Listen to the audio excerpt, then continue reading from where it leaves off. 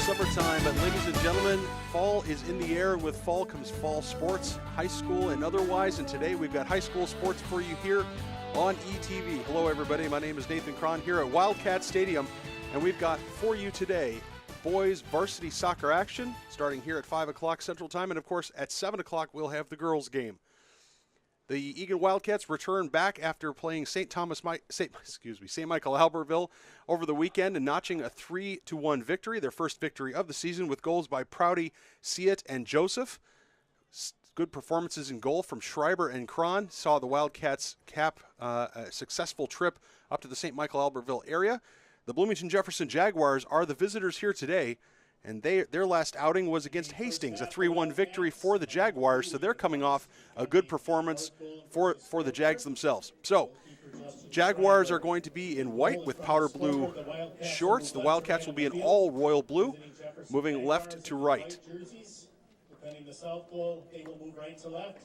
Jefferson kicks off to start this game. Referees making the final checks of the equipment, the goals, making sure the nets haven't been tampered with, there are no holes. Center referee Cliff Anderson will wait till his assistants get into position and blow his whistle, and we'll talk a little bit more about these Jefferson Jaguars as the game progresses.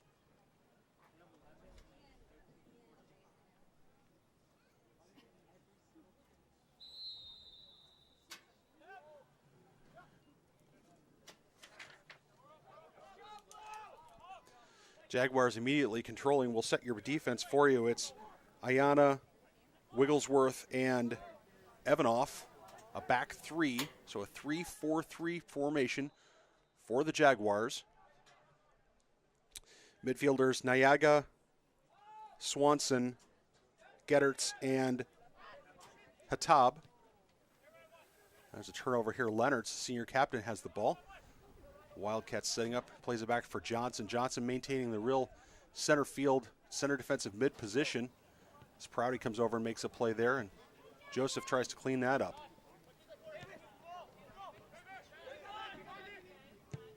Shot from well out by Hackenmuller. Shot for the Wildcats by Davis and that was deflected to the side by goalkeeper Beckett Larson. So Hackenmuller's shot, first shot on goal here for the Wildcats. Will set up a corner here early on. Nice to see Hackenmuller get that off early and quickly, and obviously forcing Larson into a save. Hackenmuller will stand over the corner, will be an out-swinging right foot. Looking for Siet in the middle. McKinnon fires towards goal, and it does not find home. It's an injury perhaps on the field, some sort of collision. His midfielder forward Thomas Robar for the Jefferson Jaguars is down on the turf. Jaguars not with a large bench, so not a positive, certainly not a positive development here for Coach Dan Sterling. Stop injury on the field. Fortunately, Robar is up and walking under his own power, which is definitely what you want to see. Could not quite see what the exact collision was, but it was something in the scrum there coming out of that corner kick. And center referee Cliff Anderson's going to talk to assistant referee Paul Kamani and see if there was any sort of nefarious goings on behind the play. And it looks like it's just going to be a quick talk and a goal kick to restart action. Now, Bloomington Jefferson is in the Metro West Conference, and the Wildcats are in the South Suburban. So you might say to yourself, well, isn't this just a standard non-conference tilt between two teams? And you'd be wrong, because these two teams are actually in Section 3 AAA together. So despite the fact that they are in different conferences, they're in the same section. And as a result, they have, for section seeding purposes as well as competition purposes, they they definitely want to get the better edge over the other team. It's not just a non-conference game. It'll set the tone perhaps for seeds at the end of the season in sections. And of course, we all know how important that is.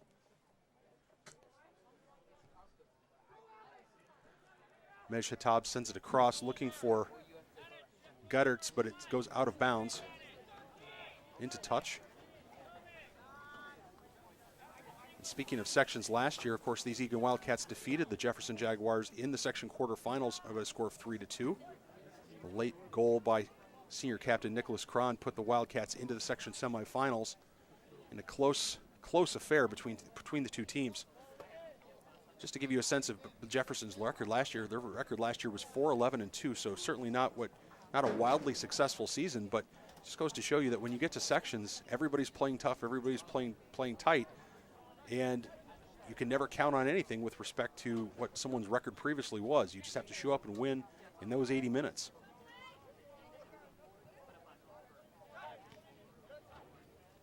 Walcott sends that forward. It comes back. It ping-pongs back. Now it's flicked on by Leonards. That ball's going to drift down into the corner. It's picked up by Joseph, who scored his first career goal. It falls, almost slides through for Hackenmuller. Oh, if only. Nice play by Hackenmuller making the run. Nice ball by Joseph to try to reach him. But again, with Prouty and Joseph scoring their first varsity goals, it was nice to get scoring from all levels, according to Coach Jose Butuli. Of course, Derek Siet notched a penalty against St. Michael Albertville. And Joseph is a defender, Prouty a midfielder. It's a brilliant tackle there by Johnson, taking the ball. This ball's going to come up over the top, and Walcott is going to have a little challenge with that. Schreiber's going to come out and try to play that to the side. It's going to find Jensen. Jensen's legs. Jensen's got to actually run that down in the corner. Nicely done by Peyton Jensen to not concede the corner. And that's a situation where Schreiber and Jensen certainly could get on the same page, and that will come with time and experience. Schreiber saw his first varsity game action against St. Michael Albertville in the second half. And here's an opportunity. Joseph on the run. He's got Siet in the middle. He slides it over for Siet, and it's played out deftly that time by Ayana. Nicely done by Malachi Ayana, because Hackenmuller was also running behind Siet. If that ball had somehow slipped through, Hackenmuller had a great look at goal. There's an opportunity for Siet in the corner. Shipped over by Leonards. Johnson, it pinballs around. Hackenmuller, the quick turn and a shot. Nicely done. Unlucky that wasn't on goal, but you like Hackenmuller's initial instinct, which was to fire that on goal, and that was firm. There was no wiggle in that shot at all. That was a firm tracer right towards the Jefferson goal.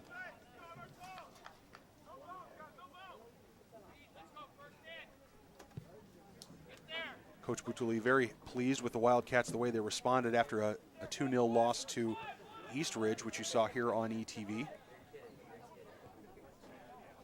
And stepping up on Saturday and beating St. Michael Albertville as Joseph makes his run and earns the corner.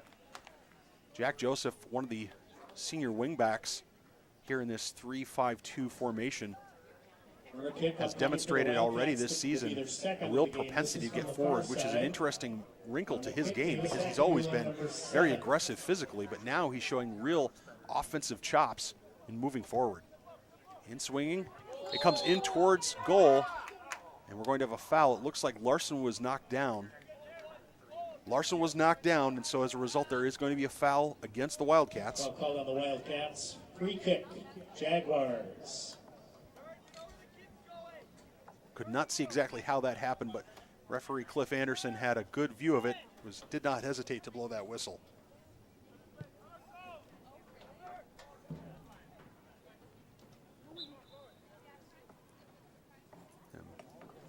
Prouty led with his shoulder a little bit there into the back of the Jefferson player, so it's going to be another free kick here for the Jaguars, this time from about 7 yards over the midline. On the kick, Max Evanov, number 14.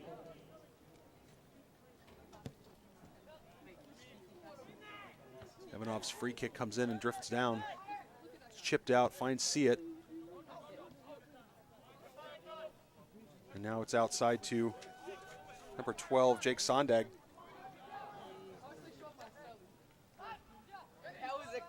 Intercepted there by Jefferson. Jefferson But offside. he was offsides. Fairly clear case of offsides there. Nicely done. Free kickoff coming for the Wildcats. Nicely done there by the Wildcats. Not sure if that was a planned offside trap or not. But Bennett Lindman caught in an offside position. He was a nice run. It just didn't quite get timed out correctly. Wildcats have really been the masters of the midfield in both games, even losing to Eastridge. As this ball comes in, Schreiber's going to have to come out to play this. Chips it over the top of Lindman. His wavy locks, he'll be easy to pick out on the field today. Hackenmuller looking for a little bit of help, finds Prouty. Prouty does a nice 1-2 back to Hackenmuller. Hackenmuller tried something and didn't quite come off for him. Now the Jaguars will carry with space. This is Hatab, excuse me. Ball comes for Lindemann. Jensen with it. Lindemann's cross all the way across the penalty area, finds Joseph.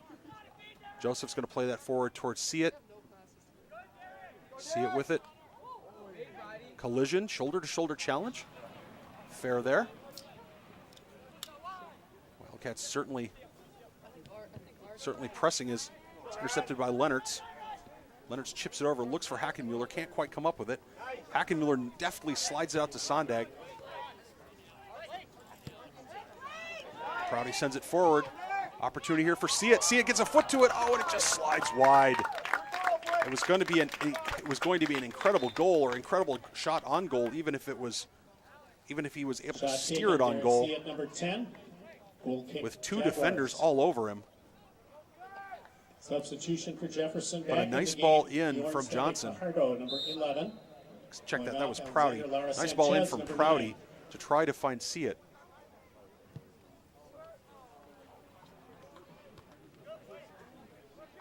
Header from Prouty. This comes back down. Seems like the Jaguars are going to do whatever they can to try to stay tight on those Eagan defenders to create an opportunity for a break. The Eagan defenders are going to have to either front them up, or they're going to have to work a trap, or they're going to have to do something to make sure that they don't get run by. Ball pinballs around, finally finds Johnson. Joseph with an overlap of Lennartz. Unlucky foul there against Johnson as he plays the ball through. Wildcats. Free kick for Jefferson.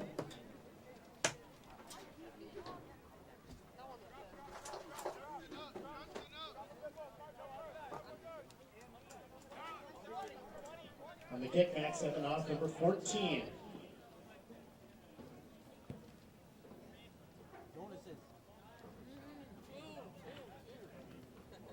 In there by, this is Lindemann battling Joseph for it. Lindemann and Joseph both fall down. Lindemann does manage to come out for it. Lindemann sends it across, doesn't find anybody. This is Naganya on the other side. And it's clear to see it. Now the Wildcats will break. Leonard's on the far side. See what he's got. He's got Hackenmuller to the inside. Leonard's left foot is lethal. We'll see what he does with it. It does come in. It was deflected on the way in. Now the ball sliding to the outside, and with that we'll have a Bloomington Jefferson throw. I'm joined here now I can't speak. You'd think I do this for a living. By my broadcast partner, Skip Newton. Skip, welcome to the broadcast. Wildcats have had their share right now of the lion's share of the offensive pressure, but the Jefferson Jaguars kind of coming into the game a little bit. Well, it's good to hear that we're getting some pressure on. It's great to be here, Nathan. Thank you, and hopefully they can keep that up and put the ball in the net and get a lead here. It's a gorgeous night for soccer. Well, Davis Hackenmuller's had two good attempts at net, and we're going to see what he has spinning around. It looks like the Jefferson Jaguars are running 3 at the back with 4 in the middle and 3 up front, and the Wildcats look to be able to exploit the outsides. As Hackenmuller's had a couple of good opportunities, just hasn't been able to put any of them in the net. 2 good shots on goal. I was remarking earlier Skip, that Joseph, and here he comes. He's dashing into the penalty area, looking for one of his teammates, and that ball's going to go out for a corner. Joseph last year really demonstrated his defensive and physical chops, but this year he's really he's absolutely roaming as a forward and really bringing a new dimension to his game. Yeah, that's been great to see. He provided a spark in the second half a couple of games ago. He had a great second game this Saturday up at St. Michael, and it looks like he's picking up where he left off. Ball comes in swinging towards Larson. Larson's going to definitely punch that away. Nicely done by Barrett Larson. We'll see if the Wildcats can manage to make one of these corners tell. This will be their third of the first half. And swinger, and nicely played away by Ayanya. Joseph fires it towards goal. It's deflected up in the air.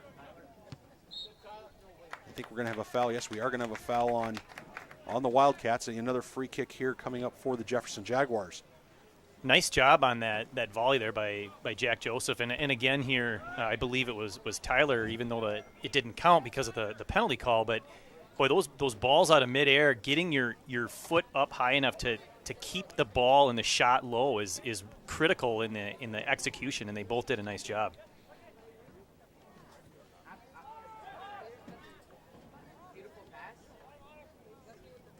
Jaguars look to get a little bit of possession here as it's taken away by Seat and then given back to the Jaguars. Well, this falls for Hackenmiller. Here's an opportunity. Davis not wasting any time. He fires it towards goal. That's his third shot. That's his third shot and his second shot on goal. And all three have been solid hits. It's only a matter of time until he cashes one in.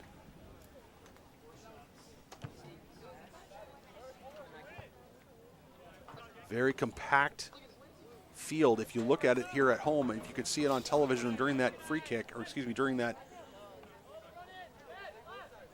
punt, everybody was stacked together in the middle between the football hash marks. Joseph again sending it in, looks for CA, falls for Hackenmüller. It's played away, nicely done. Oh, look at Joseph, look at the effort. It's going to go for a throw. I think we're going to have some sort of, we do have a whistle. It's going to go for a corner.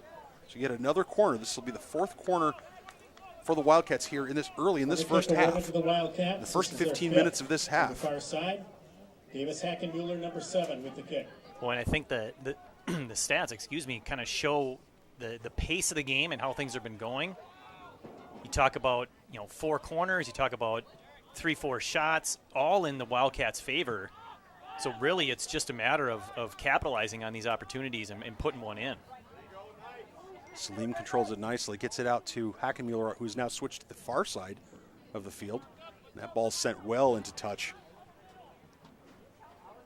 Well, these Wildcats scored in the second. It was Prouty's goal in the second minute that gave the Wildcats an early lead at St. Michael Albertville. Wildcats haven't scored that early in this game, but they've certainly brought a lot of pressure. Lindemann was not in an offsides position. He's making a run to the outside. We're going to see what happens here as Tyler Walcott comes over and does a nice job chipping that out into touch. Was making the remark earlier, Skip, that the Jefferson bench is relatively small. You wonder if an up-and-down track meet type of style plays to the benefit of the Wildcats with their plentiful reserves and reserves that play a lot of soccer as opposed to just sit on the bench and look good.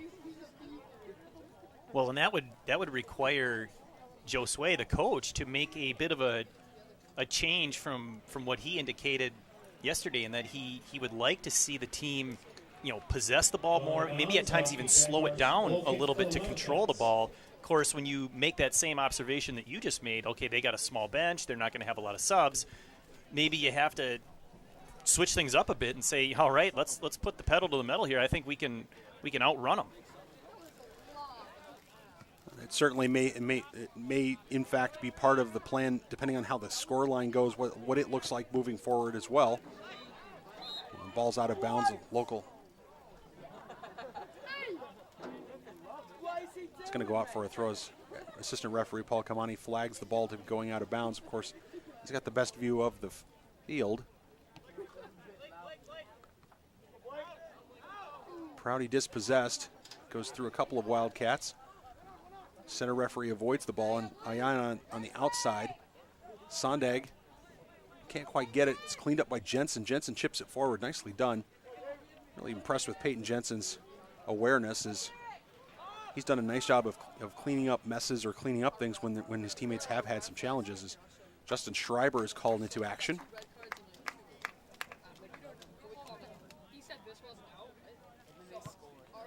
Wildcats with 2 senior goalkeepers, Schreiber and Kron. Both had some playing time this season. Eagan just goes by. Hackenmuller's pressured by Prouty. Ball somehow stays inbounds. Falls for Jensen, who chips it forward, looking for Hackenmuller. Plays off with the outside of his foot and finds Lennertz. Lennertz in the open field sends it back for Hackenmuller. Nicely done. Joseph on a run. We're going to see if Jack Joseph's got the wheels to get there, and he does. Look at him go into the penalty area. He's got Sondag lurking on the far side. Can CA get it? He cannot. It's fired just over the wall, just around the goal. Boy, a nifty little play there set up by Hackenmuller as he checked back to the ball, won it, did that outside of the foot over to Lennertz, and then it gets right back to Hackenmuller, who then goes up the side to Joseph. A nice passing play that started way back on about the 30 to 35 yard line of the football field. Excellent execution of passing and using open space. Unfortunately, just couldn't quite put the ball in the net, but boy, that was a great scoring chance. Well, these are definitely trends that Coach Boutali is going to be happy with. I mean, that the number of corners, as you said, Skip, and the number of shots in both shots and shots on goal as Joseph's ranging again, and this time it's poked away by the defense. But the trends are not encouraging if you're a Bloomington Jefferson Jaguar fan. That being said, the scoreline is still 0-0. Beautiful day here in Eagan. Temperature probably in the, what would you say, about mid-70s, Skip? Yeah, it is gorgeous. There is a bit of a breeze, but not too much to make the game really crazy as far as controlling the ball. And one thing I'm noticing, too, with that last passing play, Ryan Lennert's not playing on the back line, playing his traditional midfield position, which seems to be working so far, at least in controlling the middle of the field. Yeah, Tariq Salim moved from his what I would describe as his outside wingback position to that back three role, and then putting Lennertz, the senior captain, in that midfield position. I think if there was anything that you and I noticed in their first game here when we were broadcasting against Eastridge, Skip, is we didn't really see a 10. We didn't really see somebody in that center attacking midfield, as we have an offsides call here against the Jaguars as Robar had wandered into no man's land. But what we really saw is we saw a couple of defined roles. Michael Johnson, of course, occupying that defensive midfield position in front of the defenders. But also we did not see somebody really in the middle of the park, providing service to the forwards. And if Lennertz is that player, I think that bodes well for the Wildcats.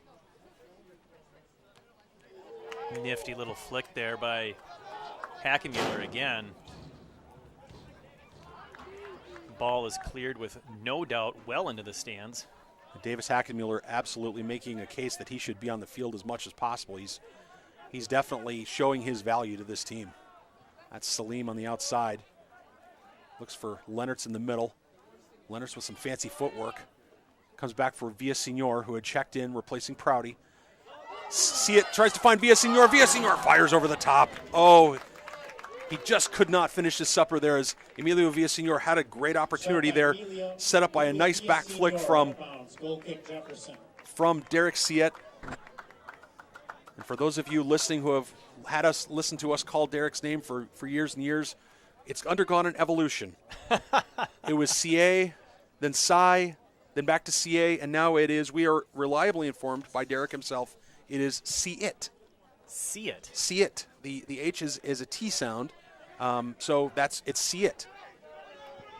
Hackenmuller with it again. Sondag on the overlap. Oh, Jefferson defender falls, but manages to send it up to his teammate. Luckily there. Villasenor with it. Lennertz with a big left foot. He's going to slide that again. Shots are starting to really pile up. I wouldn't say that the entire game is being played in the Jefferson end, but most of the work that's occurring is definitely being seen down there. No shots so far for the Jaguars. Center referee having a conversation, checking a few balls that are being rotated in from the ball kids. Don't forget, we've got girls soccer action coming up at 7 o'clock here on ETV. One for each team for the Wildcats. Jacob Tran, number in, coming in for Jake Sondag, number 12. Jefferson back in the game. Jacob Tran taking that outside wing position. Going off Luke Swanson, number 23. Sanchez checking in for Swanson for the Jaguars.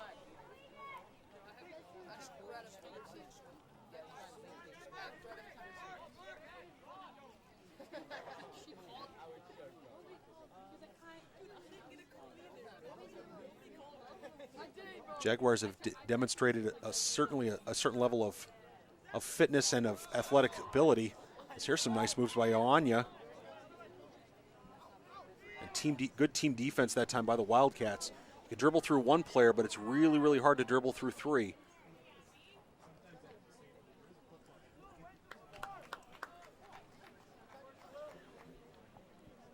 It's going to be a deep throw in here for the Jaguars. Wildcats are going to have to get set defensively.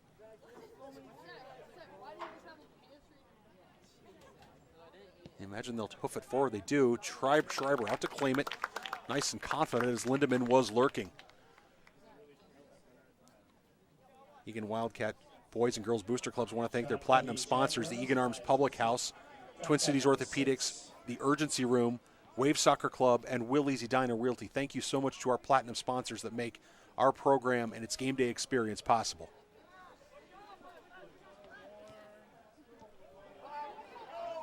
A little back and forth here. The Wildcats going to have an opportunity. See it stepping through a couple of defenders.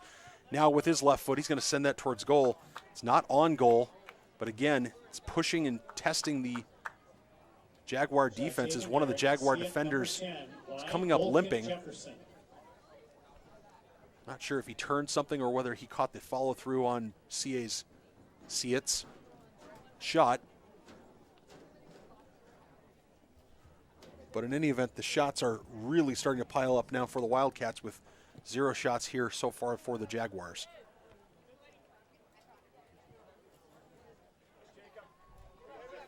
Nice job by Jacob Tran. Falls for Hackenmuller. Could not quite squeeze through there as Anya was on the outside. Excuse me. This ball falls through for Lindemann. Shielded off by Walcott. Nicely done with his body. Impressive play by the young man. That was a two-handed push in the back of Joseph, and center referee Cliff Anderson says, "Yep, that's a foul." Easy call, wouldn't you say, Skip? Yeah, the two hands extended against the shoulder blades are a pretty easy one to call for any head referee. I really liked that defensive play by Walcott's there as the attacker was coming on strong, and he did a nice job of using his body to shield the player off the ball and protect what would have been a really good scoring chance. Well, an absolutely crunching tackle there by Peyton Jensen. Nicely done, winning a 50-50 shoulder-to-shoulder challenge. It's easy for you to say. I said shoulder 4 times there. I don't know what's going on with me today. But in any event, it's a great shoulder challenge after a quick turnover. I think Jensen there, though, is going to get called for the push in the back on Robar. So we're going to see a free kick here for the Jaguars. Jaguars are in one place have definitely outdueled the Cats, and that is drawing fouls. 4 fouls right now for the Wildcats, 0 against the Jaguars. That means free kicks for the Jaguars, and that's how you score when you're having trouble scoring. Evanoff, number 14, will take it for the Jaguars. Right foot, send it towards goal. Deflected away that time by the Wildcats. Joseph giving chase. He's not content just to punch it away. He is absolutely starting the counterattack. Brilliant run. This is going to be a 75-yard run by Joseph. Ball gets played in. I think he was expecting to see it to go forward differently. Unlucky that time for Jack Joseph. What a great effort. Yeah, he definitely thought Siet was going to make a run. He was looking for that through ball. There's miscommunication there between the two. Ball's going to fall for Siet on the far side. He's going to turn on the Jets and go by one defender. He's going to chip it across. No one was there as the wing on this side or the forward on this side had tucked in.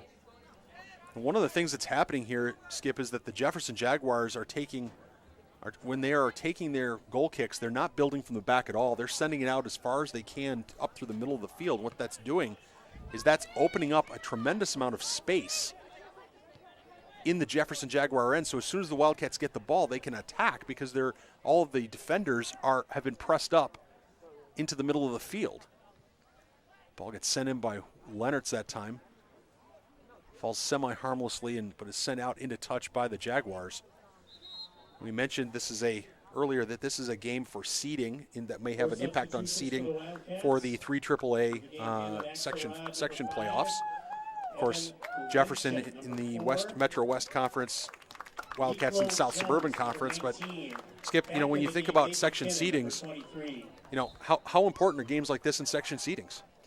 Yeah, absolutely, right? I mean, it's more than just the wins and losses, or maybe even a tiebreaker. I think when you're playing a team in your section, it can build confidence if you go out and play well and beat them. And for a lot of reasons, I think that's important. And even though it's an early game, right? We're still in August.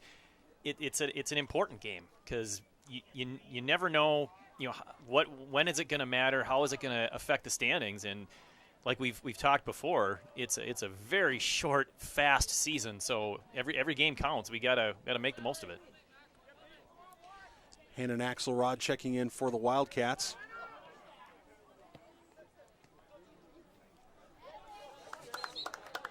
Also have a Miklo Jones sighting as he's taken Michael Johnson's position in the center defensive midfield. Evan Golachin also checked in. We're going to have more substitutions as Seat's going to come off and Charlie Burke is going to check in.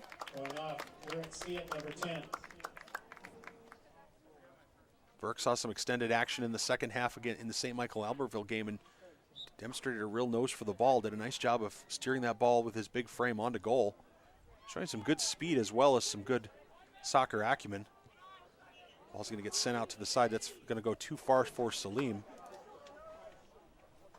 Right idea, just a little strong on turf. That ball take off on you if you don't get it exactly where you need it.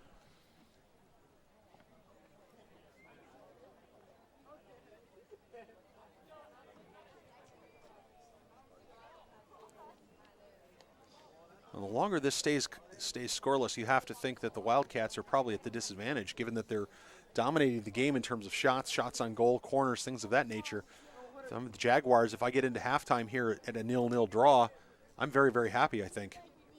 Oh, yeah. Given how the game has gone, if they can go in at halftime tied, I think they'll feel pretty good about it. Eagan will be, I'm sure, a little bit disappointed in the fact that they haven't been able to put one in the net. But at the same time, they're definitely controlling play. They're getting all of the scoring opportunities. And, if you got to pick a side, I'd rather be on that side of it and just trust that, okay, if we keep this up, we're going to get one or two. And eventually the dam will break, so to speak, and it'll just start pouring into the net. McKinnon with a nice overlapping run there. And I think we're going to have substitutions, which is why the referee has blown his whistle. And Kamara is going to come on. Melvin Kamara is going to come on and be shifted up to the front with Hannon Axelrod sliding back to the outside back position and Tariq Salim sliding to the outside back position. Kamara gets pinwheeled around. And that ball comes out for Lindemann. Check it, that's Robar. Lindemann now giving chase. Walcott has already beaten him a couple of times. I think we're going to have a foul. Yeah, we're going to have a foul here. Challenge for Lindemann there, Skip, is that the defender is moving at full speed. It doesn't take much if you tap him in the back for him to fall down. And when that happens, it's going to be a pretty easy call for the referee. Yeah, we talked about that earlier. It really is an easy call when you hit a guy from behind like that, especially when he goes down. I mean, that's kind of a no-brainer. Just over 8 minutes to go here in the game, in the first half. It's early in the season for the commentators, too. Ball's looking for Kamara. bounces, finds Burke's feet. Now finds hand and Axelrod. Axelrod, Galachin. 3, 4, and 5. Now we're going to have a foul against, looks like we're going to have a foul against the Jaguars. So the Wildcats are going to have a free kick from about 10 yards, about 8, 9 yards inside the halfway line. On the Jaguars free kick for the Wildcats. Let's see who's lurking on the far side. Looks like Tran with Kamara in the middle. Galachin's going to hoist that forward. It falls a little short, but it's flicked on. It lands for Jacob Tran. Jacob Tran sends that towards goal. Are we going to have a corner? I think we are. We are going to have a corner. Nicely done by Jacob Tran. I wasn't sure he was going to get to it, and the fact that he was able to throw it towards goal to force the corner skip, nice play by Tran. Yeah, he did a great job of setting himself up for that as well. Like you said, he lined up in an open position on the far side, and the ball tends to find people in open space. It was a nice job. Well, Tran's going to send this one in. It comes in looking for Galachin on the far side. Galachin handles it on the volley. That was impressive to get it to the volley, but he couldn't quite steer it that time on goal. And yet another opportunity, though, for the Wildcats. I mean, eventually these balls have got to start hitting the goal frame or being on target. Yeah, that is an incredibly hard shot to attempt, to pick one out of the air with your foot like that and put it where you want it to go. Extremely difficult. You're almost better off, bending down low, bending the knees, bending the back, and trying to get a head on it. You have a little more control with direction from a head in that standpoint.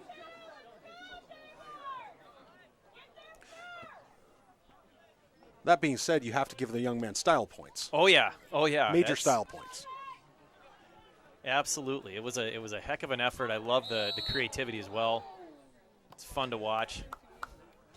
And Nate McKinnon there demonstrating the reverse of the Lindemann theory, which is that if you push the Jaguars in the back, you will get a foul called against you.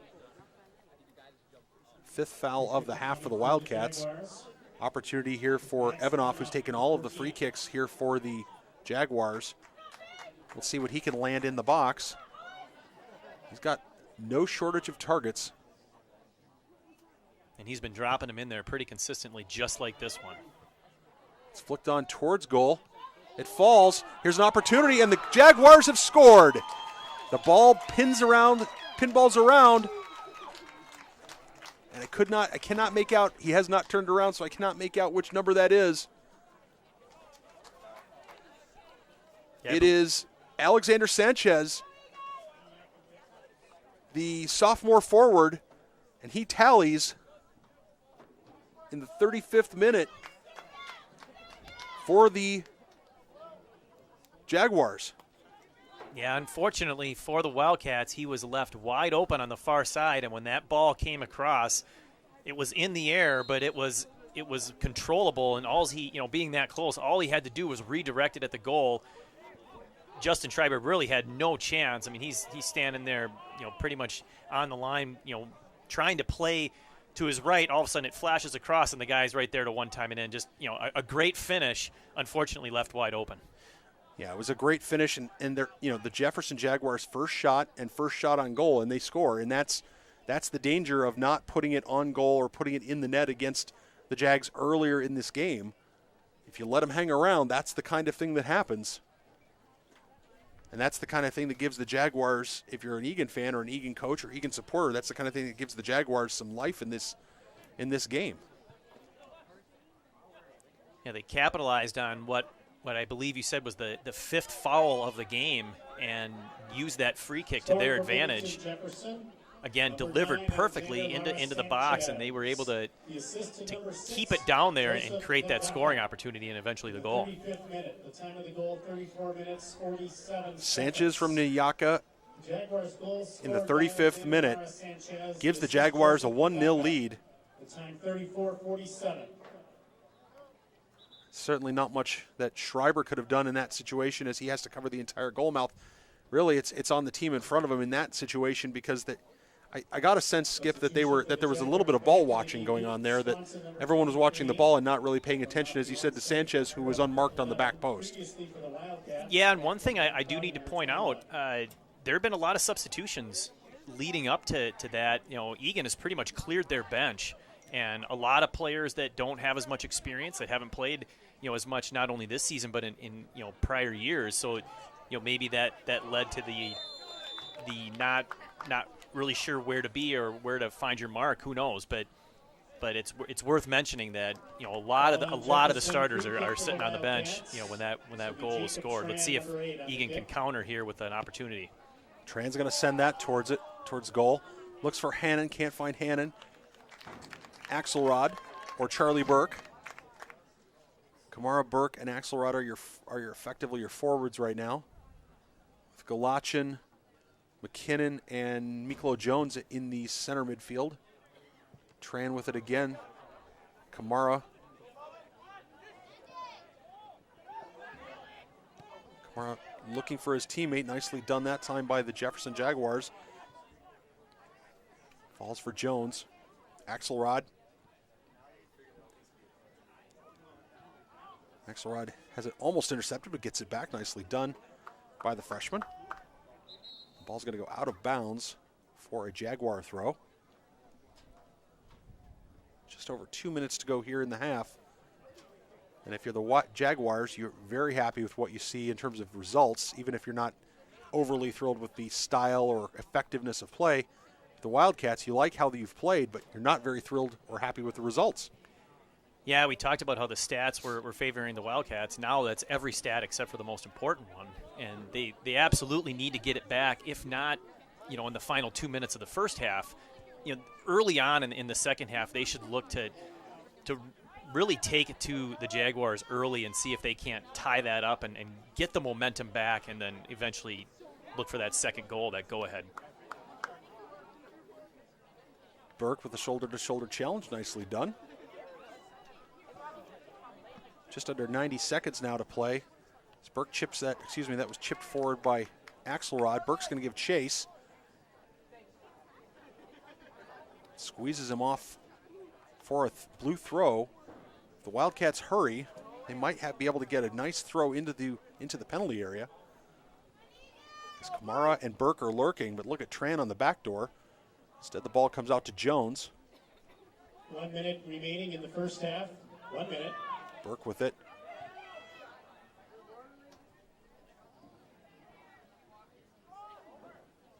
Battle there on the far side.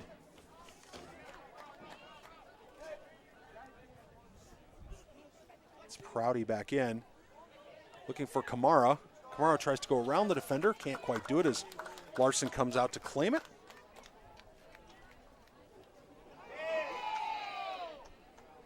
Some back and forth between Kamara and the Jaguar players. Clock is stopped. Kamara was really just making a play on the ball.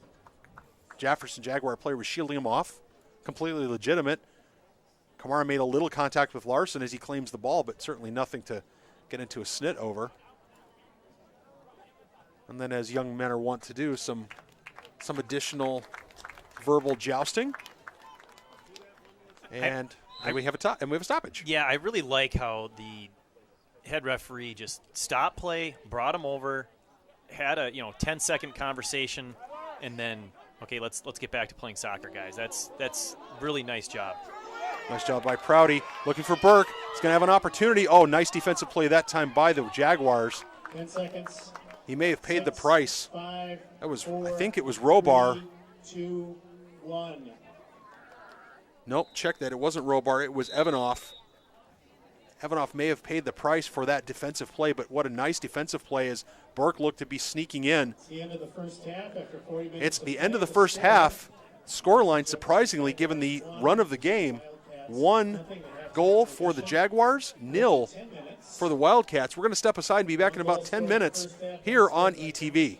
35th minute, the goal scored by number 9, Alexander Lara Sanchez.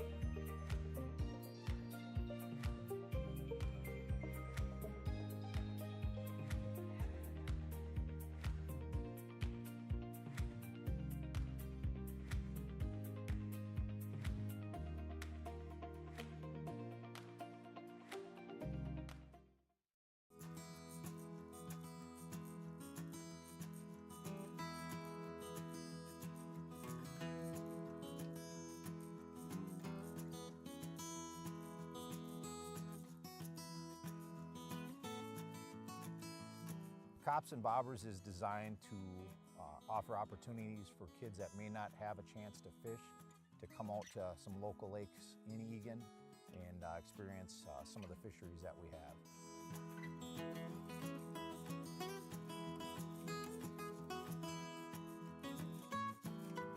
They'll be spending time out in the boats with some of our officers. They'll be spending time fishing from a pier behind us. And then they're also going to get to see what we do on a daily basis. I came out to learn a little bit about fishing and talk to the police, see a little bit about how they interact with the community. It's a way to see that the police are good guys, that they care about the community and care about, making memories with family and with the community. You might only see us on your worst day. This gets to show you that we are people. We're invested in this community, and it's a way for us to give back.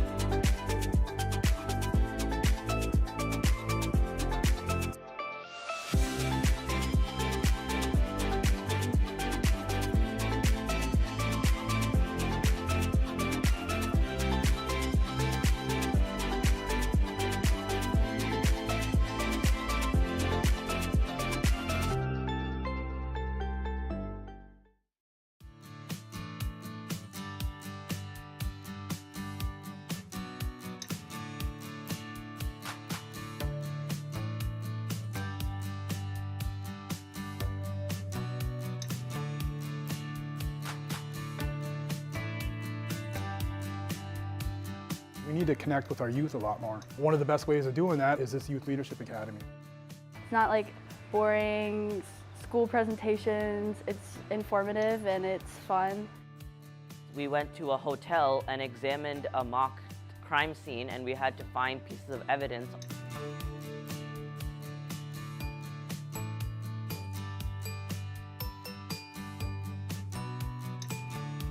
It was an outstanding event. It was an outstanding group of kids, just remarkable. And to be part of something like that, huge.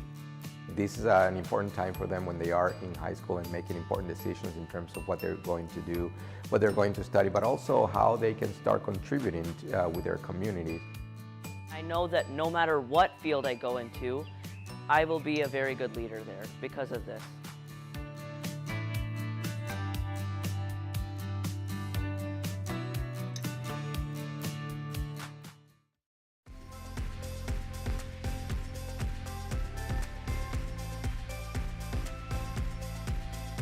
I go to the gym like every day.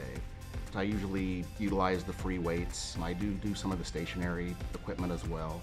I also utilize the indoor track.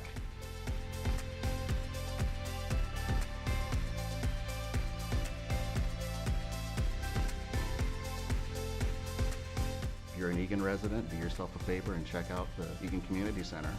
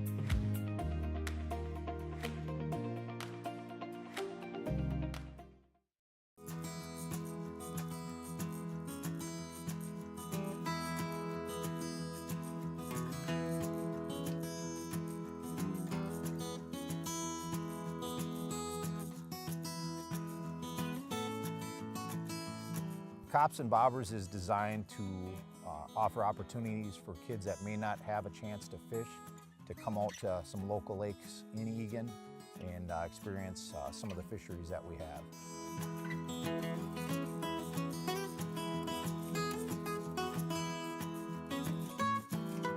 They'll be spending time out in the boats with some of our officers. They'll be spending time fishing from a pier behind us. And then they're also going to get to see what we do on a daily basis. Came out to learn a little bit about fishing and talk to the police, see a little bit about how they interact with the community.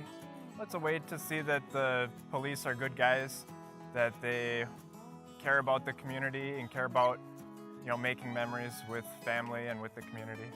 You might only see us on your worst day. This gets to show you that we are people. We're invested in this community, and it's a way for us to give back.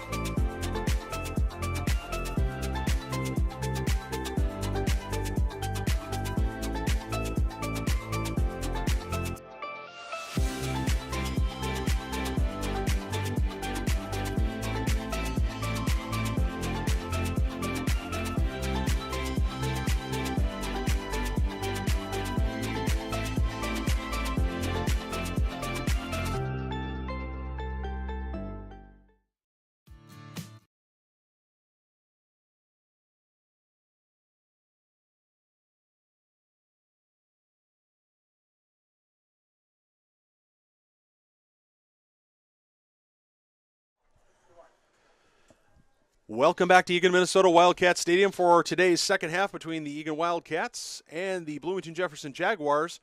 Hello, everybody here on ETV. My name is Nathan Cron, returning for the second half, along with my broadcast partner, Skip Newton. Wildcats, Skip, find themselves down by 1-0, despite dominating statistically virtually every category of that first half. Jaguars have to feel good about what they were able to do there at the end of the first half. Wildcats have to be a little bit frustrated. What are the Wildcats going to do here early in this second half, and what do you need to see from them? I need to see a lot of what we saw in the first half. Just keep putting the pressure on, keep taking the shots. I gotta believe that they're gonna find the net. I mean, they're playing such good soccer. They had one lapse there at the end where Bloomington Jefferson had a free kick from well outside 40 yards, but dropped it perfectly, just inside the 18. It got headed around a couple times, and all of a sudden, a guy's wide open, and he took advantage and finished. That happens. That's soccer, but other than that, I mean, if you watched like the first 33 minutes of the half and happen to step away, you come back and like, whoa, what's going on here? So I think they just need to keep their heads, level, keep doing what they're doing, and really, maybe kick it up one more notch to get those scoring opportunities. And once they get the goal, if we get the next goal and tie this game, then we've got all the momentum. And I think we might see not even just one more, but maybe a couple more. And you certainly like to think that the Wildcats can score in bunches as they did last weekend. I mean, nabbing 3 goals against St. Michael Albertville. Wildcats look to be kicking off here. They're going to be going from right to left in the blue uniforms. Looks like mostly the starting lineup out there with one exception. Justin Schreiber's been replaced by Michael Cron in goal. It's not an atypical thing that happened in the St. Michael Albertville game too. That's not a reflection necessarily on Schreiber. It's just what the coach wants. Johnson's going to chip that forward. Joseph's going to go for it, but he needs to be about 4 inches taller. Starting the second half at the goalkeeper position is number 1, Michael Cron. Sondag there. He's going to try to take that ball away and does nicely. That ball rolls out of bounds. Nicely done by Jake Sondag. Hackenmuller is going to have it Come off his foot, towards his foot, off his foot again. That time it's intercepted. Johnson's going to step towards it. Check that was Prouty. Now Johnson on it.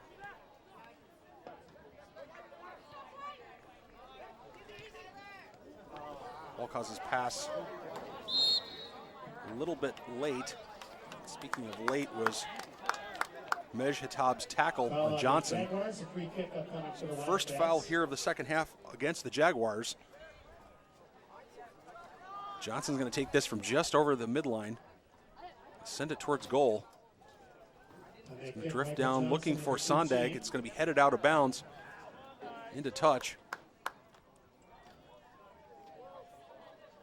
And certainly the Wildcats would like to get something going early here. Certainly showing early pressure would help. Despite the fact there have been a number of shots, there have not been a lot of shots on goal. And Larson,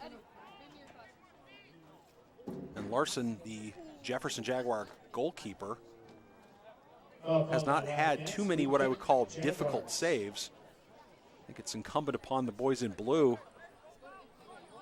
to change that pattern. Boy, I do not know what that call was. Did you catch that? I'm a little confused. A foul of some sort. I see it on the ground. What I don't know is whether he had committed the foul and then fell down, or quite what happened there. Oh, and this ball gets away from the Wildcats. It's played back to Lindemann. Lindemann scuffs it with his right foot, and it's going to be cleaned up by the Wildcats. Wildcats very, very lucky there that did not turn into a golden scoring opportunity for the Jaguars. Joseph takes a touch. That touch got well away from Joseph, but he's going to follow it. Leonard's with it. Leonard's with a quick turn. Some frantic action here on the near side of the sideline. Now Lindemann with it. Dances around Jensen. The ball comes out to the midfield. Wait for the Wildcats to kind of get their shape back here a little bit. So Leonard's has it now. He's able to carry. Going to pull back and look for help. Here the Wildcats screaming to switch the ball as Walcott, the center back, is going to come up, take a little bit of a rub in the back, finds Hackenmuller. Hackenmuller prefers that right foot. His pass is intercepted, but he gets it back. It's taken away from him again. Boy, it's important here for Eagan to win possession and try to keep it down there. They had all the numbers. Unfortunately, they can't. Nice job by Wildcats there recovering. Played back by Walcott to Cron. Nicely done. Jensen's going to get fouled there by Lindemann. Lindemann getting a little handsy early in the second half here. That's like, I think, at least the second or third time I've seen him either a slight push from the back, a little hold, little subtle things with the hand. That one was not subtle enough. Well, fouls committed by the Jaguars when they have a lead 1-0 in the Eagan half are only going to serve their purposes. The Wildcats really need to, as you say, Skip, need to get this ball into the Jaguar half to create some opportunities for themselves. This ball falls for Prouty, now for Leonards. He's going to lose possession. That ball's going to be hoofed forward.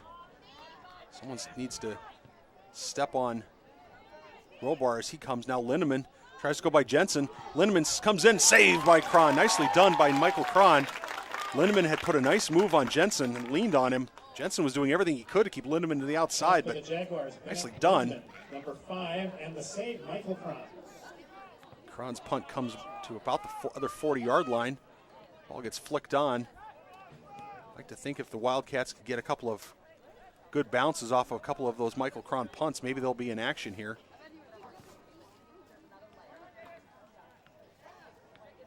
Yeah, one thing I think Eagan needs to do, like I said, is step it up a little bit a notch, which means get to those loose balls, those 50-50 balls. They need to, if not win them outright, at least put pressure on Bloomington Jefferson so they can't easily control it. And here's an example of some hustle to get on that. Is exactly what I'm talking about. Excellent hustle there by the Wildcats. Wildcats are going to need somebody to be creative here. They're going to need somebody to step up and try to do something that's going to unlock this Jefferson Jaguar defense. So far, again, there have been shots, just not quite as many on goal as you'd like to see, and certainly not with the quality. Although, again, as I indicated in the first half, Hackenmuller had several nice nice firm shots towards goal. They just couldn't quite steer onto frame.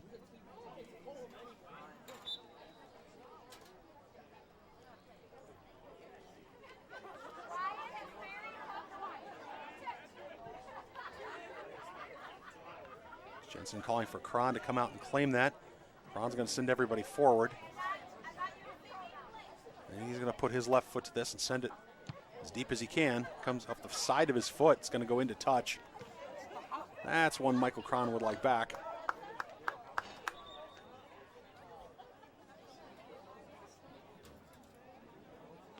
We're going to have a substitution here as I think it's Anya or Swanson. I can't tell. It's going to be subbed off. I don't know if he's got I think he's got a blood issue. Might have a blood or a bloody nose issue. So he's going to be subbed off. Jefferson, Bjorn Civic, the Pardo, number 11, is back in the game, going out with Swanson, 23. Civic Ferrardo is going to come back into the game.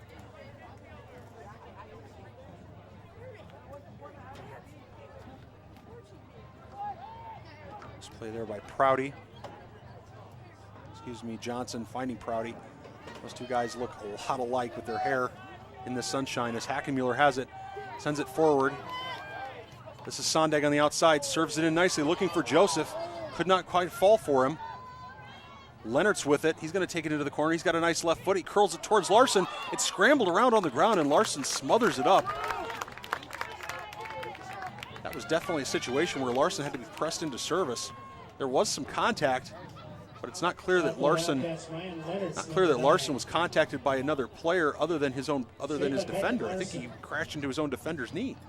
Yeah, I didn't see any Wildcat make contact there. Unfortunately, that first cross, which was a great passing play set up at midfield and then a nice feed down the line by Hackenmuller. Unfortunately, that cross came over and it was just a bit too strong over the head of all Wildcat forwards on the attack. But I like the idea, right? You work it down the side. Good job of getting the defense to commit and creating open space. We just got to connect in front of the goal. Sondag was fouled. The ball was taken quickly. Here's an opportunity by Siet. Siet's going to have some green grass in front of him. And when he doesn't find it, he's going to open it up and find it. That ball is fired. It's a sneaky little shot. Not a lot on that. So if Larson hadn't been quite in that position, he might have been in trouble as Joseph was lurking for a rebound. The Wildcats have every opportunity here to climb back into this game, but they're going to have to start putting some things together as McKinnon chips it across for Sondag. Sondag's going to win the throw in for the Wildcats.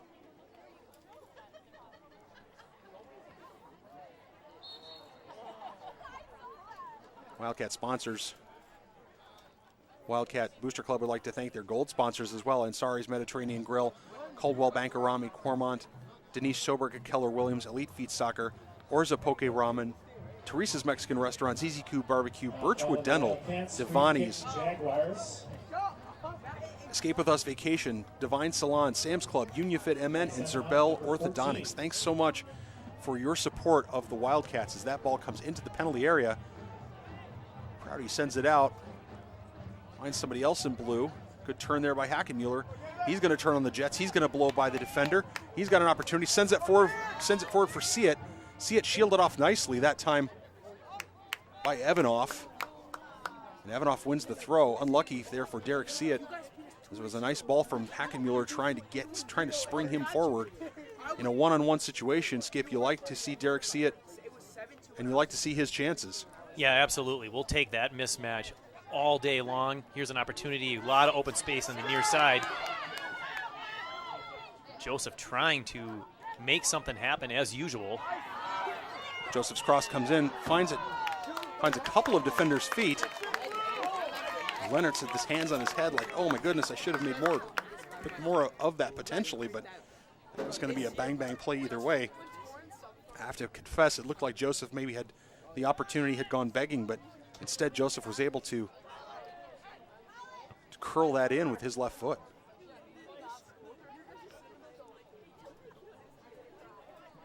Prouty battling there, finds Hackenmuller. The ball's going to roll into touch. Given how fast the Jaguars were running after it, I get a sense that maybe that's a blue throw, and it is. Sondag will take that, so I think we're going to have some substitutions. Substitution for the Wildcats, Jacob Tran's going to come in for Jack Joseph. Jack Joseph, number 6. See it, hoofs it inside with his right foot. Opportunity here for Tran. Falls for Johnson. Johnson tries the back heel flick. Doesn't quite come off. Linneman and Jensen are going to give chase. That's going to be a blue throw. With 28, just under 29 minutes to go here in the game, you'd like to see a little more urgency here for the guys in blue. Yeah, there's plenty of time. I mean, 29 minutes is a lot, but you know, we don't need to make it. There's no reason to be wasting time. Is my point. Right. I mean, when we could take a throw, let's take it quickly. Let's move forward. We take a kick, let's take it quickly. Opportunity here for Leonards. Leonards chips it forward. Thought see it was going to go that direction. Did not. Ball was going to be offside to Lindemann. Wisely, he does not play the ball. So now everything resets. And the Wildcats have to play from the back. He chips that forward, finds Evanoff's head. Walcaus's head. Header for Prouty. Johnson getting a little more involved in the offense than we saw him in the last couple of games. From that defensive mid position, he's floating up a little more forward. Almost as if Prouty's kind of slipped into that position next to him.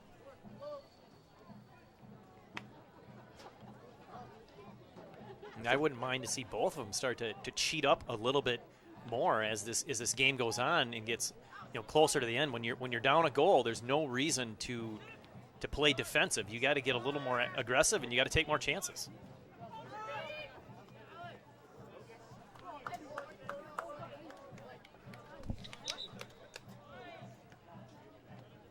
A little bit of confusion on the sidelines. Some people thinking it might have been an Eagan throw. In fact, it was a Jefferson throw in.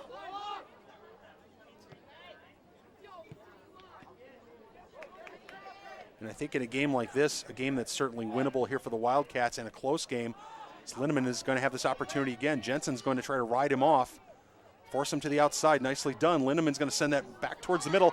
Tran tracking back, nicely done. Gets in the way of the Jefferson forward. That could have been disastrous.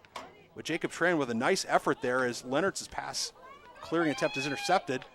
Cron's going to come out, claim that, using all 6'4" of his frame as well as his arms extended. Boy, that was a really nice defensive play there by Tran. He didn't play the ball, but he distracted the Bloomington Jefferson forward enough to where he couldn't play it either. Otherwise, that, like you said, that could have been maybe the second goal, and that, it's not too much to overcome at this point, but 2 goals is a lot when you're down to the last 26 minutes. And Mueller with it on the side. Comes back inside for Johnson. Johnson finds Leonards. Nicely done. Leonards with a left foot option. Finds Larson. Larson had done a nice job of teeing it up. He had cut down the angle nicely. Leonards is the kind of guy with that left foot that you'd like to see him take that shot. He does that 10 times. He's going to score probably more often than not. Larson with a nice save that time. Shots here in the second half, I have to say, Skip Newton, have been a little more even. Yeah, Bloomington Jefferson got that goal, and they seemed to pick it up after that, unfortunately for Wildcats. So, we need to do the same. We need to pick up our intensity, start connecting more passes, and play with a higher sense of urgency. Flick under by Leonards. Walcott with it there. 2 strong shoulders. Nope, not 2 strong shoulders. Robar goes down in a heap. And the Jaguars are going to enjoy a free kick. 3rd foul of the half. 8th foul total of the game for the Wildcats. Only 4 fouls right now against the Jaguars, as the Jaguars Dylan Getters, number 8. Smartly taking as much time as the referee will let them take.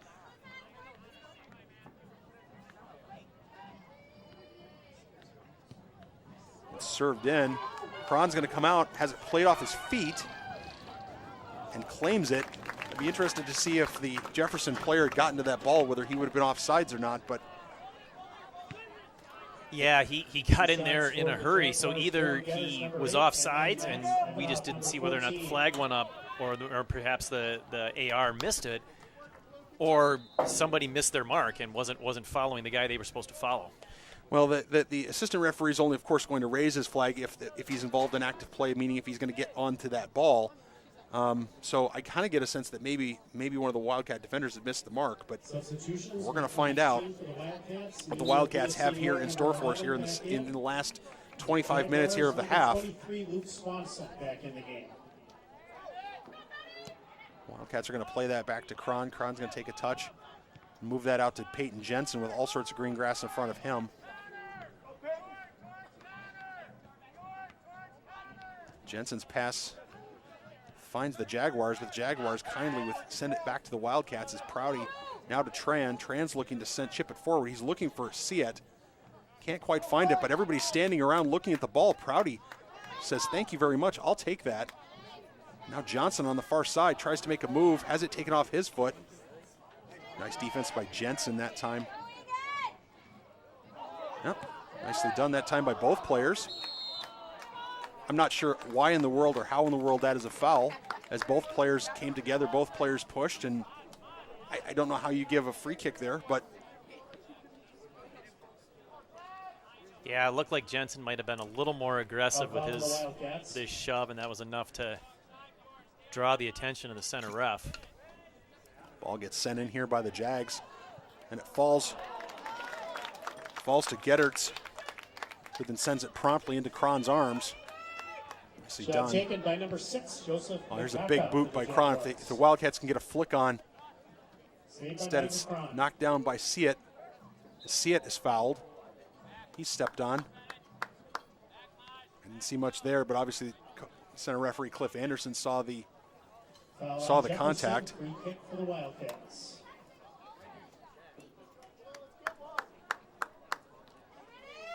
Free kick for the Wildcats. Let's see what they can do. Johnson's going to put his right foot into it. That's going to drift down. Nicely done. It's flicked on. It's going to land for Siet. I think Siet's going to let that go out because we're going to have a corner kick. That'll be the first corner of the second half for a Wildcat team that had 6 in the first half. Yeah, they really need to capitalize here. Of course, they're all looking into the sun. They play it short. I like this. Villasenor goes to goal. I like it played short. Villasenor had a nice shot. Villasenor, number 11, is out of bounds. Just went up over. With that massive humanity, Villasenor was not going to be able to get that ball through all of those defenders and bodies. Instead, he picked out the top corner and went for it. I think it's a smart play by Villasenor. Yeah, the quick short corner really worked to produce a great shot. Unfortunately, just a little high and wide.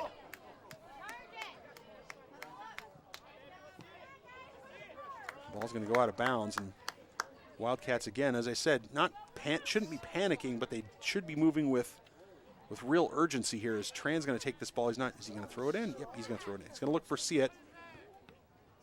Doesn't find him. Get a sense that Jefferson might have decided that Derek Siet's probably one of the guys who's going to burn him, so we're going to watch him very carefully. So it might be a situation where he needs to be able to play the ball off. Nicely done by Prouty, slides it in. That ball is going to make it to the sideline. Alert defensive play that time by the Jaguar defense. And I like this, taking everything quickly as it falls for Leonards. Leonards sends it across. It lands. It's deflected in the air by the Jaguars. Lands just outside the penalty area as Prouty goes for it. Some rubbing there inside with multiple players. Salim is going to step up and try to keep that in. Finds Prouty. Prouty was looking for Hackenmuller on the far side. It did not come off. Nicely done, played back to the keeper. Cron takes one touch, moves it right out. Smartly done that time by Salim. And Salim earns the throw. Definitely have a situation where the Wildcats need to get some consistent offensive pressure. Right now, it looks a little bit like it's a long run for Jacob Tran. Jacob Tran's thinking, thanks, Ryan. Thanks, buddy, for putting that ball out there. I have to say, though, Skip Newton, it does look like the Wildcats almost have a 3 front rather than a 2 front, because it looks like Siet is kind of on an island there as Prouty comes to the middle. Looks like Siet's on the island with 2 wingers rather than a tandem forward. Yeah, I like how they're moving the ball now and starting to corner, finding the middle. Siet can't quite latch onto it. Here's Tran with an option. Tran, it's blocked by Larson. It pinballs around. It's deflected out of bounds, and it will go for another corner. Oh, Derek Siet had visions of sugar plums dancing in his head there. He had an opportunity, a wide open net, but just could not steer it on goal. Tran had a nice shot. Larson had a nice save. Pinballs around, another shot, and the ball goes out for a corner. Yeah, I think Prouty at that last shot felt that should have been his second goal of the season. Here's a good one. Ball comes in. It's cleared by the Jags. Tran's going to try to keep this in. Finds Villasenor. Villasenor fires a bullet into Walcott, and Linneman picks Nate McKinnon's pocket. Linneman's coming in. Cron's coming out.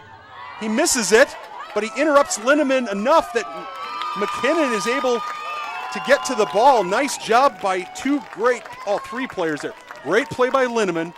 That was a great run.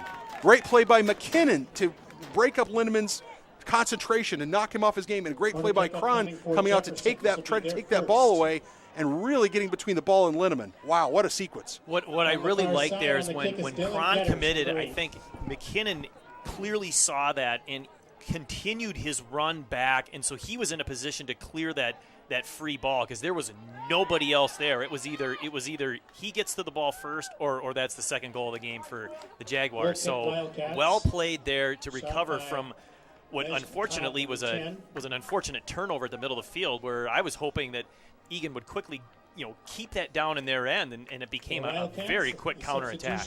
Joseph's going to check back in and give Ryan Leonard a bit of a break. So Joseph's actually going to slide up into a forward wing position.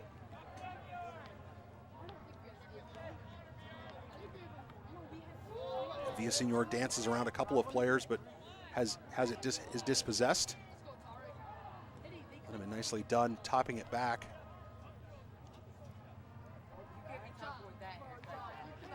Walcott keeps that ball in. It falls for Johnson. Johnson finds Villasenor.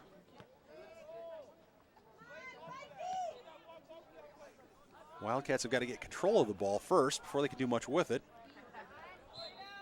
They're going to call a foul on Villasenor there.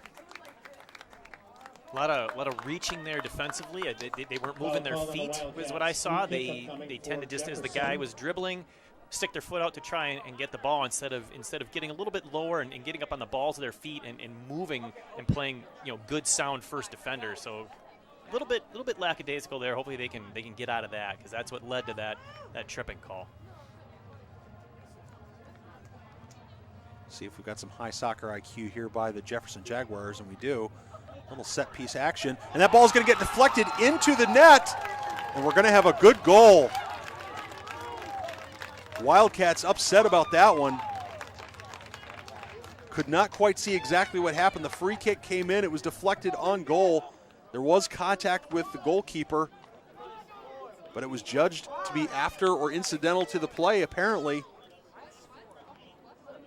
Well, it looked like at least 2 Bloomington Jefferson forwards rushed in and got behind that line and were there to receive that kick, a perfect kick into the middle of the box, and it was a pretty easy header onto goal. And unfortunately, now with 16 minutes left, the Wildcats are down 2, and they really need to pick it up.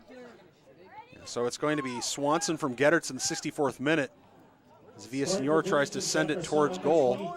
Luke Swanson. The assist to number 8. The ball that time falls. Not sure exactly what the Wildcats are doing defensively there. A little bit of standing around there. There we go. 63 minutes, 54 seconds. Jaguars goal scored by Luke Swanson, assisted by Dylan Getters at 63-54. Jaguars have to feel really good about where they're at now. They don't even have to push the ball forward. They can just possess the ball in their own half. The ball's now intercepted by Sondag. Opportunity for Joseph. Joseph's going to wind up, send it with his left foot towards goal, and You certainly like to see the shots, but at the same time, I think if you're Coach Boutuli, you've got to be thinking, okay, what can I do here to jumpstart my attack that has gone really not silent, but certainly has not been as potent here in the second half as it was in the first half. Yeah, that's absolutely correct. And when you're down 2 goals late, you're pretty much at the point where no shot is a bad shot. So I don't have any problem with the decision there to shoot the ball. Good things happen, but we do seem to be having a problem of getting it onto frame, and we're either putting it right at the goalkeeper or we're putting it wide. So hopefully they can find something here. Again, we're down to under 15 minutes, and it's desperation time at this point. It does appear from our vantage point that Siet is by himself in the middle with 2 wingers to the outside instead of the tandem 2 that we're used to seeing, or we've seen the first 2 games of this season. The ball pinballs around, and now the ball falls for Tran. Tran's going to go on a wander. Nicely done. Opportunity there for Siet. The throw does go out for the Jaguars. Wildcats are going to reset and get their shape back, while Jaguars are going to do whatever they can to use some time.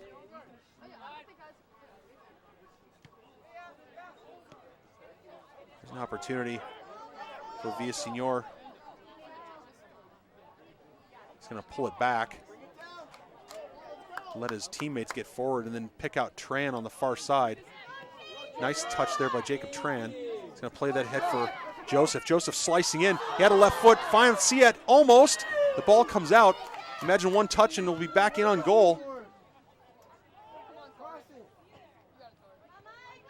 Falls for Johnson. He goes with the left foot. It's deflected off of Joseph.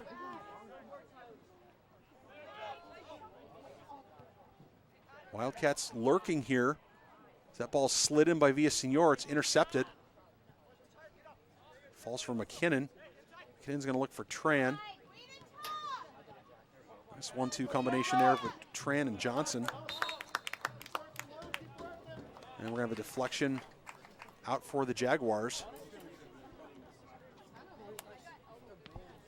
Some good pressure there by Eagan. They did a nice job of keeping it down there, but just can't get that one great shot.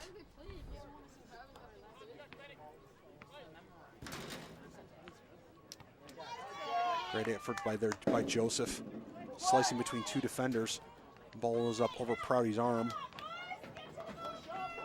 I'm not sure exactly what the Wildcats are waiting for, an great invitation perhaps, but you have to think they have to be pressing a little bit here defensively, Skip, as time ticks down below 13 minutes to go here in the game. It's desperation time. They've got to nick an early goal here to give themselves a realistic chance. I would think that they would be pressing defensively as much as they can. But right now, the Jaguars are leaving multiple players back. That does mean that there's a lot of green grass in the middle of this field. Well, I guess it's turf, a lot of green turf in the middle of this field. Wildcats can use it. They can advance this ball quickly. Imagine passing the ball was going to be a little bit more efficient than dribbling at this point, although Johnson now is on the ball. Let's see what he can do. He's going to send it over looking for Tran again. I think it took a deflection. Tran's looking for Joseph. That was sniffed out by the defense, and McKinnon puts it out of bounds. Imagine the bench here in the second half will be a little short. I imagine that Coach Boutuli is going to do what he can to try to get an early goal here. Try to get back in this game. He's got mostly upperclassmen out there right now. Salim take Lindemann. Lindemann using his hands heavily there on McKinnon. I think we're going to have either a foul. I think we're going to have a foul. Yeah, on Lindemann. Definitely a foul. Couldn't tell if that was a foul or if it was only going to go for a throw. It disappeared out of my view. McKinnon takes it, puts it out of bounds. It's a situation where McKinnon needs to make sure that ball stays in play. I'm going to burn another 35 seconds with substitutions here. Yeah, you see a play like that where the ball goes off his foot wrong. Maybe a little bit of a lack of concentration, the technique fails. That at this point in the game, with the sun, that can be a sign of a little bit of fatigue, right? You're starting to get tired, so the skills tend to go. You don't have the same crispness as you did early in the game. Did not hear a whistle, at least to my ears, but foul to the Wildcats. Tran's going to take this kick and wait for his teammates to get up, but right now there need to be more blue bodies forward. Wildcats still have 4 bodies back on defense. This ball falls for Jack, looking for Siet. Siet plays it. I think that was deflected off of. No, it was not deflected off of a Jaguar player. That was just mishit by Siet. Yeah, I think he thought somebody was there that wasn't, or didn't see what he needed to see, because he definitely put that ball. It looked like he put it where he was trying to put it. Just unfortunately, nobody home. Lindemann and Jensen are going to renew their rivalry on the far side. As both of them run to the corner. Jensen, desperation, gets that ball out of bounds. But again, the Wildcats can ill afford to have that ball down in their own end. They need it in the attacking end, and right now the Wildcats struggling to get out of their end with consistency. A spin there by the Jaguars as that ball comes lazily across the penalty area. Tran beaten that time. That ball slid across. See if the Wildcats can clear their lines here, and they do, but only briefly.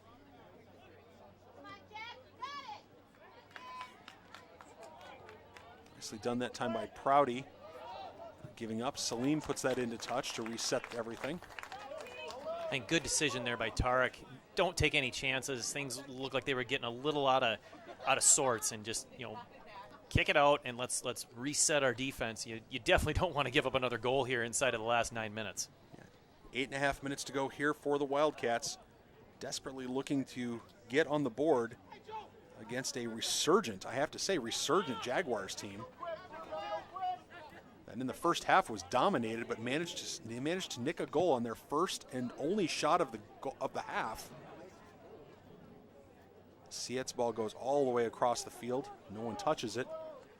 Well, that's unfortunate. That was a great switch of the fields there by Siet. Unfortunately, nobody was home. Nobody was making that far side run. Otherwise, that would have been a fantastic opportunity to really, I think, catch Bloomington Jefferson napping a little bit, because nobody was home defensively. Jefferson sends that forward. Jensen's going to look for Cron. Cron's going to play it short to Miklo Jones.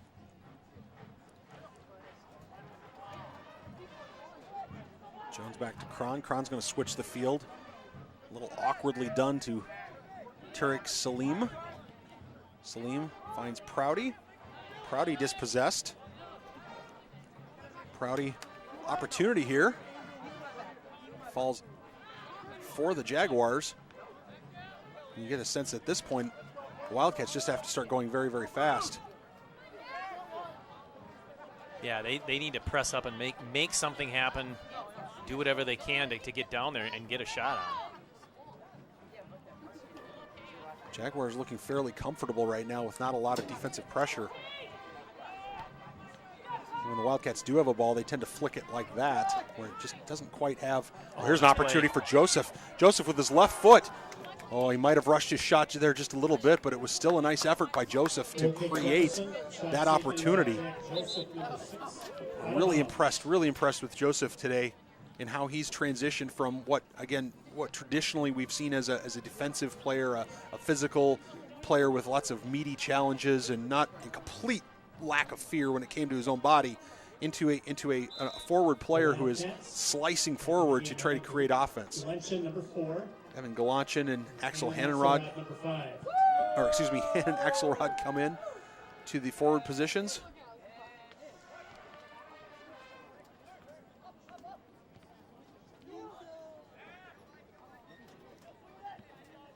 Switch of the field. The ball's going to get away from, almost did get away from Tran, but didn't.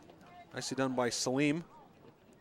Tran tries to pull it back, but didn't see Naganya there.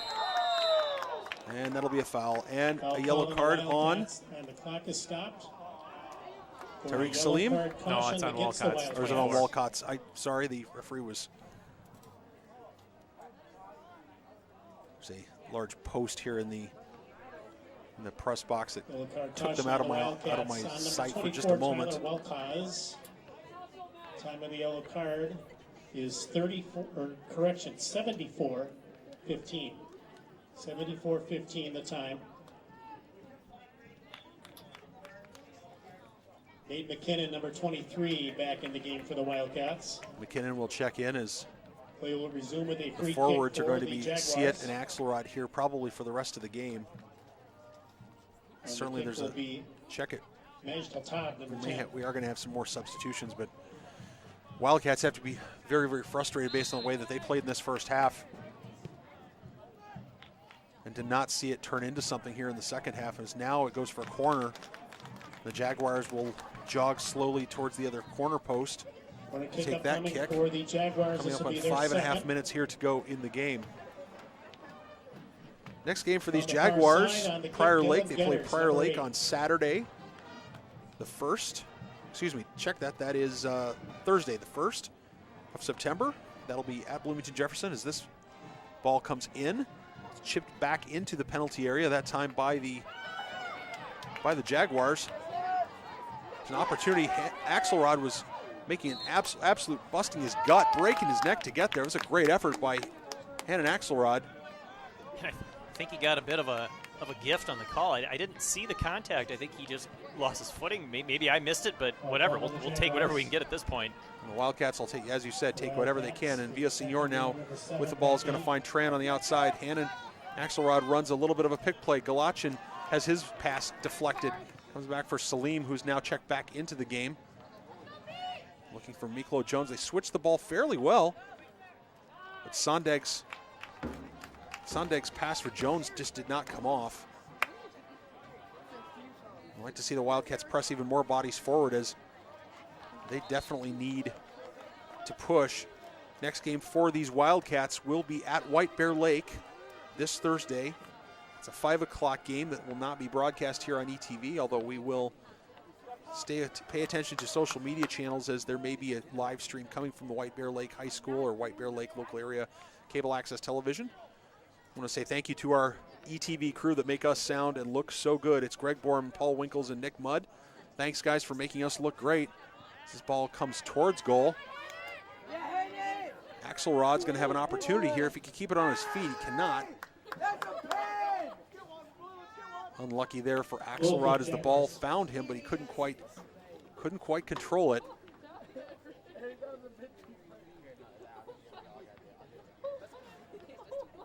Unless the Wildcats, now I will say, Skip Newton, the Wildcats last season, in the last couple of minutes of games, did pull out some rather dramatic events.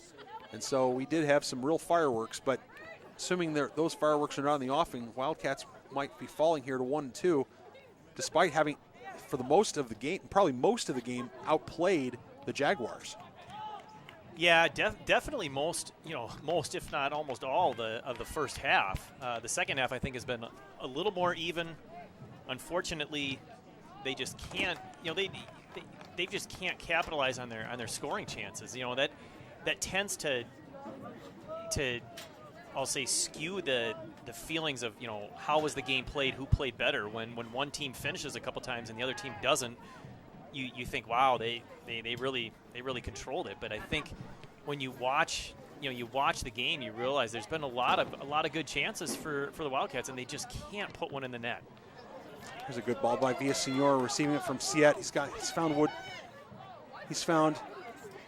Woodley on the outside. That's Sondag. Let's check that. Sondag. The ball goes out of bounds. Sondag puts it in quickly for Galachin. Galachin looking for Sondag, and that ball goes out of bounds. So we're going to have over the end line. That's going to be a goal kick. Less than now 2 minutes to go in the game. Wildcat body language, I have to say, not overly impressive right now. They don't look super confident in terms of what they're going to be doing here. At least the goalkeeper isn't taking a break to sip on some water while we wait for that that goal kick. Yeah, I have to say I've never seen anything quite like that, and I've never seen a goalkeeper do that multiple times. This ball gets played back to McKinnon. Clock is stopped. As we have an injury here, clock will stop for an injury for a Jefferson player. Not clear that could be a cramp given the nature of the stretching occurring here by his teammates. The Wildcats are going to have a free kick at about their own about the 15-yard line of the football field. You have to think at this point, Skip, you really don't have anything to lose by sending all 9 men forward. I'd like to see all 9 men get forward and see at least some fireworks here at the end of the game.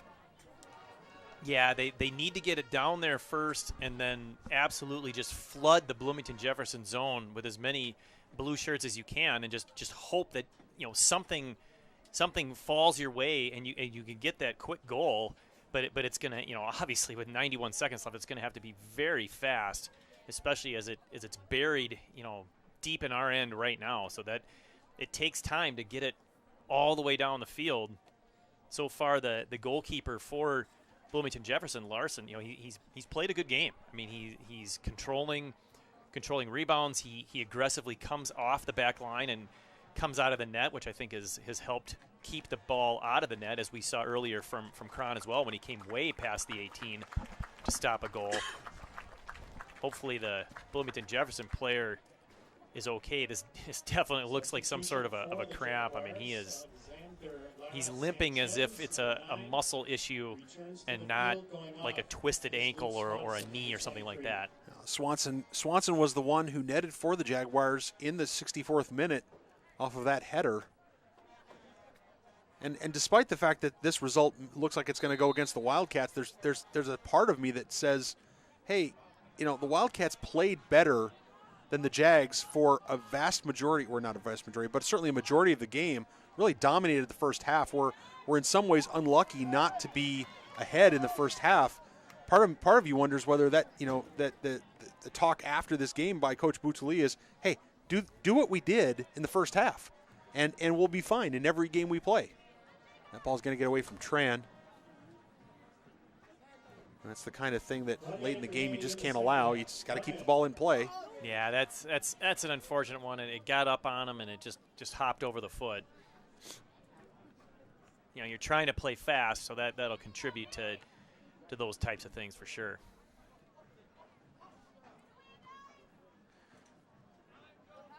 Salim has it go off of his foot into touch, and Wildcats are going to maybe have one more opportunity to try to send this forward as Kamara has come on.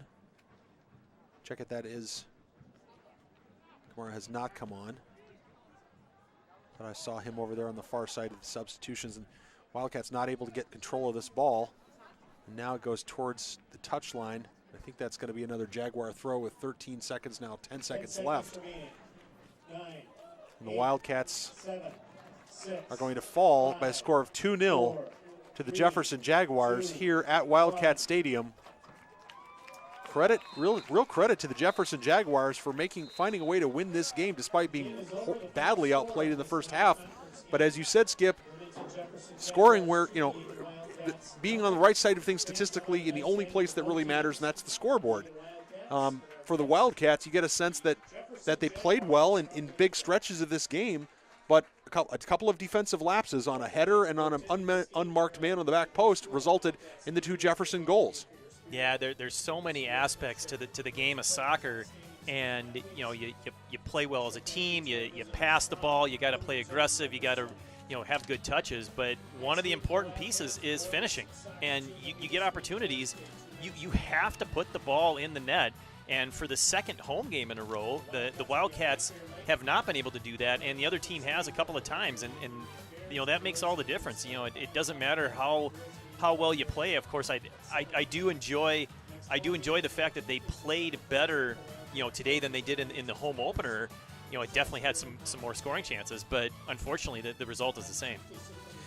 Well, the results are the same. We'll see what the Wildcats do this week when they play at White Bear Lake here on Thursday, and of course they've got a Saturday tilt, I believe, as well. And so as a result, the Wildcats are going to have an opportunity very quickly, as you said, Skip, to have a lot of games in a short period of time and get better as soccer players. And Coach Bootsley is going to have a chance to mold and shape this team the way he wants. They accepted coaching, over the last week and got better, and that showed against St. Michael Albertville. We'll have to see in the future how that works here for the Wildcats. For my broadcast partner, Skip Newton, my name is Nathan Cron. Thank you to our ETV crew, and don't go anywhere. We are going to have in 15 minutes, approximately 15 minutes, we will have girls high school soccer between the Bloomington Jefferson Jaguars and the Eagan Wildcat girls varsity teams. So check back with us in about 15 minutes, and we'll see you then. Thanks, folks, for joining us here on ETV.